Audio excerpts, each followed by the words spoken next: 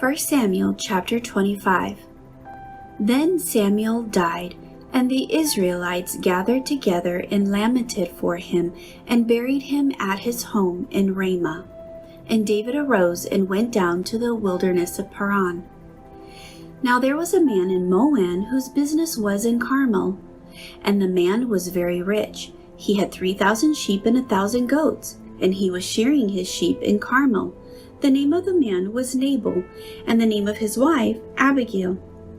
And she was a woman of good understanding and beautiful appearance, but the man was harsh and evil in his doings. He was the house of Caleb. When David heard in the wilderness that Nabal was shearing his sheep, David sent 10 young men, and David said to the young men, "Go up to Carmel, go to Nabal, and greet him in my name. And thus you shall say to him who lives in prosperity, Peace be to you, peace to your house, and peace to all that you have. Now I have heard that you have shearers. Your shepherds were with us, and we did not hurt them, nor was there anything missing from them all the while they were in Carmel. Ask your young men, and they will tell you. Therefore let my young men find favor in your eyes, for we come on a feast day. Please give whatever comes to your hand to your servants and to your son David." So when David's young men came, they spoke to Nabal according to all these words in the name of David, and waited.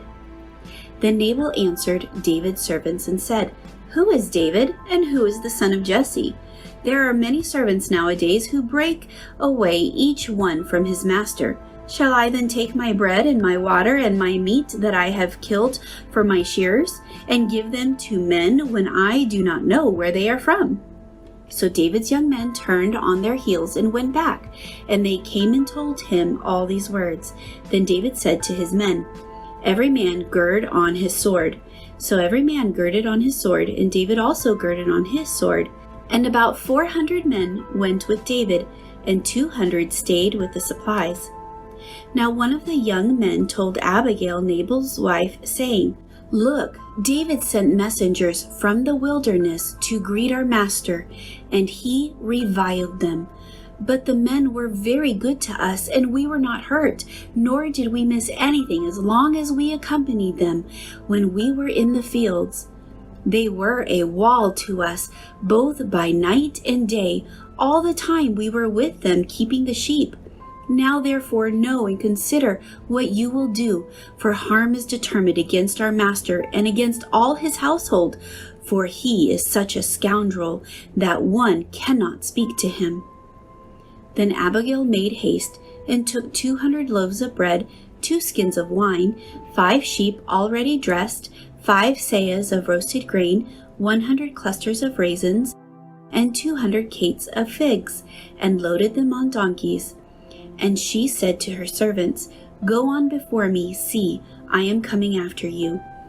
But she did not tell her husband Nabal. So it was, as she rode on the donkey, that she went down under cover of the hill, and there were David and his men coming down toward her, and she met them. Now David had said, "Surely in vain I have protected all that this fellow has in the wilderness, so that nothing was missed of all that belongs to him, and he has repaid me evil for good. May God do so, and more also, to the enemies of David, if I leave one male of all who belong to him by morning light." Now when Abigail saw David, she dismounted quickly from the donkey, fell on her face before David, and bowed down to the ground. So she fell at his face and said, "On me, my lord, on me let this iniquity be, and please let your maidservant speak in your ears, and hear the words of your maidservant. Please let not my lord regard the scoundrel Nabal, for as his name is, so is he. Nabal is his name, and folly is with him. But I, your maidservant, did not see the young men of my lord whom you sent. Now therefore, my lord, as the Lord lives, and as your soul lives, since the Lord has held you back from coming to bloodshed and from avenging yourself with your own hand, now then, let your enemies and those who seek harm for my lord be as Nabal, And now this present, which your maidservant has brought to my lord, let it be given to the young men who follow my lord. Please forgive the trespass of your maidservant, for the Lord will certainly make for my lord an enduring house, because my lord fights the battles of the Lord, and evil is not found in you throughout your days. Yet a man has risen to pursue you and seek your life, but the life of my lord shall be bound in the bundle of the living with the Lord your God, and the lives of your enemies he shall sling out, as from the pocket of a sling. And it shall come to pass, when the Lord has done for my lord according to all the good that he has spoken concerning you, and has appointed you ruler over Israel, that this will be no grief to you, nor offense of heart to my lord.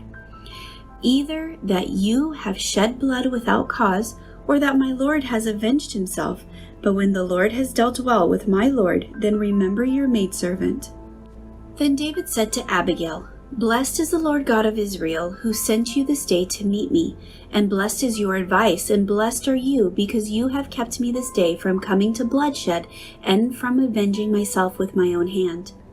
For indeed, as the Lord God of Israel lives, who has kept me back from hurting you, unless you had hurried and come to meet me, surely by morning light no males would have been left to Nabal.